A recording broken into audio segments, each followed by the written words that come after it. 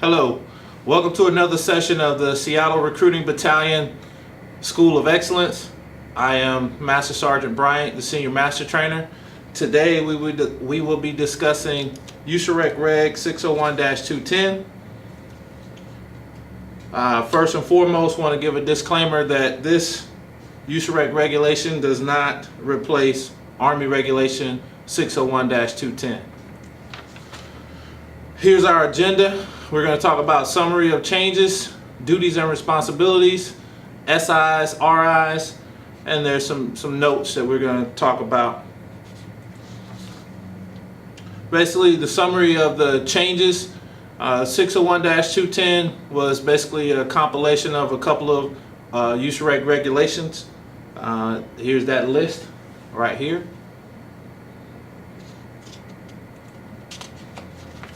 All right, moving on to duties and responsibilities. Starting with the company commanders. All right, company commanders will provide necessary training, management, and command emphasis to ensure compliance with this regulation. Commanders will report all SIs and alleged RIs, analyze future soldier ship potential codes, process future soldier separations, validate and sign pre-execution checklists, validate all future soldiers have signed a recruit trainee prohibited activities acknowledgement form. Next, moving on to center leader and recruiter responsibilities. Center leaders and recruiters will first and foremost ensure that applicants meet basic eligibility for enlistment prior to projecting for MEPS processing. Report all SIs and alleged RIs to the company commander. Receive, verify, and upload all required original source documents into ERMs.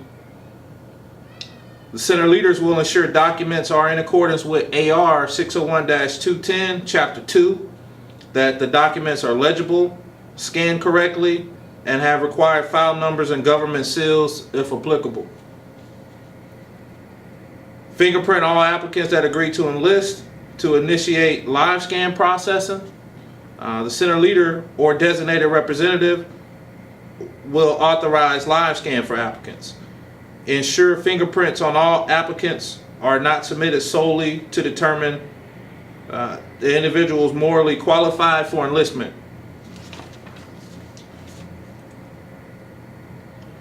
They will also review MOS qualifications and applicants to verify qualification for MOS before making request temporary reservation, and not make a temporary reservation with known discrepancies or without applicant physically present.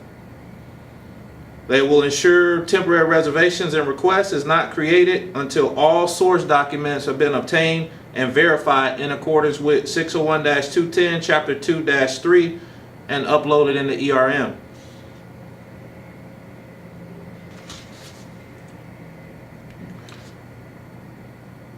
Recruiters will project all applicants using Recruiter Zone and ensure the applicant's record projected for enlistment are complete and accurate with all supporting documents and scanned into ERM. The center leader or the designated representative will conduct the complete QC validation for each applicant record prior to projection of record for MEPS processing, and then verify that the QC and that the record is prepared for MEPS processing. They will also ensure applicants are not transported to MEPS or lodging for purpose of processing to enlist without applicant's GCR record in go status and valid live scan results returned. They'll also review live scan they will review leader zone, future soldier tracking log, ensuring height, weight, ship potential codes, remarks, and next last action dates are updated. Center leaders will also ensure the future soldier receives the welcome kit. They will ensure that the future soldier signs the 601-210.24 for future soldier PT statement prior to each organized PT session, including the PFA. They'll conduct all required leader-based training with the future soldier as listed in Section 6 of the USAREC Form 601-210.23. They will validate enlistment record prior to shipping the enlistee. They'll notify the applicable Army Reserve Center when a new Army Reserve soldier enlists. The recruiter schedules and physically escorts new soldiers to the Reserve Center to meet in-process and personnel during scheduled unit battle assembly.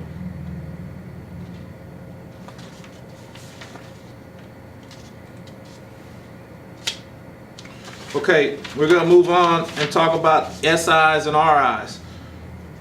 First, we're going to talk about the definition. We're going to compare the definition from the previous regulation, USAREC Reg 601-45, and a new definition. Basically, the old definition stated that SIs are defined as questionable situations in which an RI is possible based on circumstantial or documentary evidence. The new definition states SIs are defined as substantial discrepancies of facts or questionable facts and circumstances that indicate a possible incident of concealed medical, moral, or administrative information that makes the applicant or future soldier disqualified for further processing for enlistment. Under this new definition, that includes 20 plus more points on the ASVAB retest or confirmation test failures, all training-based attritions under 180 days with the separation code of one of these separation codes is listed here, unreported, undisclosed prior service, fraudulent enlistments, and also discrepancies that exist between the DD 2807-1-2, the DD 2808 health screening questionnaire, and the SF 86 that indicates a possible incident of concealed medical based on applicant revealing of an attempt to conceal. Okay, we'll move on and discuss the steps in the SI process. Okay, first of all, the SI is received. Next, the battalion commander appoints an investigating officer, and based on the inquiry or the officer's review, they give a recommendation to the battalion commander, and the battalion commander will either close the suspected irregularity as no credible evidence, or close it and initiate a recruiting irregularity investigation based on the allegation received or credible evidence obtained. Okay, moving on to RI. Okay, the old definition as opposed to the new definition. All right, the new definition basically states that an RI is RIs are those intentional or unintentional acts of omission and impropriety listed below that perpetrated by a recruiter to facilitate the recruiting process for an applicant.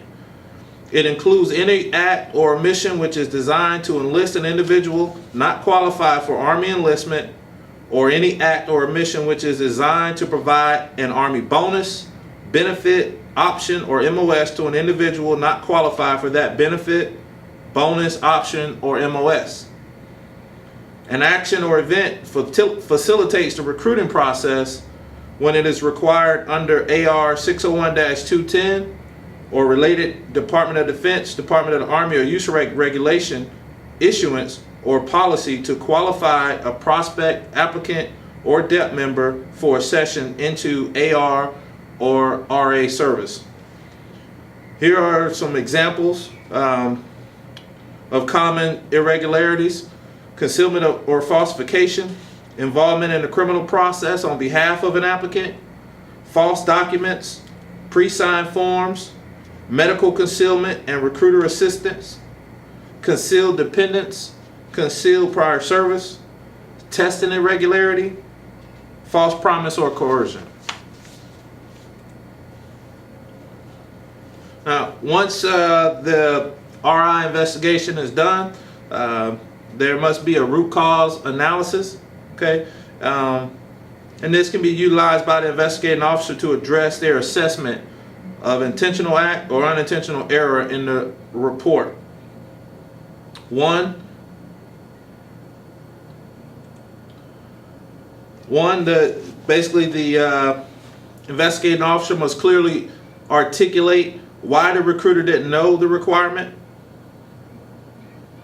The investigating officer must clearly articulate what obstacles or directives prevented the recruiter from complying, or the investigating officer must clearly articulate the facts and circumstances that prove that the recruiter knew the requirements and could comply, but elected not to comply with the standards.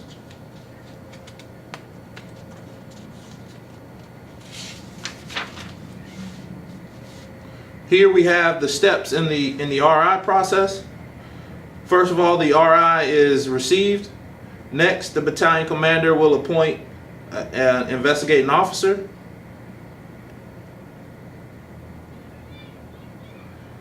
Next, it is the battalion commander's discretion to determine the necessary course of action to take with the RIs. Battalion commanders will conduct an SI inquiry if further required, or conduct a formal or informal investigation. The battalion commander will also review the investigating officer's investigation for administrative and investigative thoroughness and completeness, and review the IO's recommendation. This does not include certain substantiated intentional RIs which fall under current CG withhold policy. Next, the battalion commander will close the case, except where the CG has retained authority, and forward RI logs and all complete RI investigations to RSD for review and filed through brigade. Here we have a flow chart. Basically, you can see that the goal is to have RIs investigated, closed out within 48 days. This is just the cycle.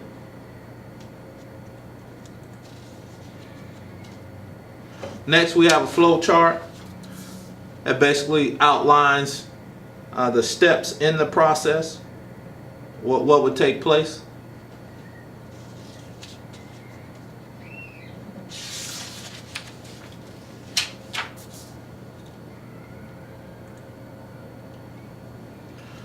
All right, last we're going to talk about some of the notes that go along with 601-210. Starting off with G-6. Recruiters are responsible to correct any errors returned for action within 14 days of DTP, regardless of clearance level. Then M-5, Bravo. Waivers for medical defects considered disqualifying are considered except for the following situations here. And I'm not going to read all of those, but it's quite a few.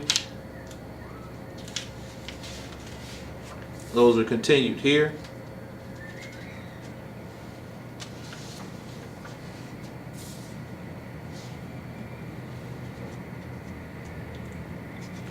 There's also a future soldier training program decision matrix added,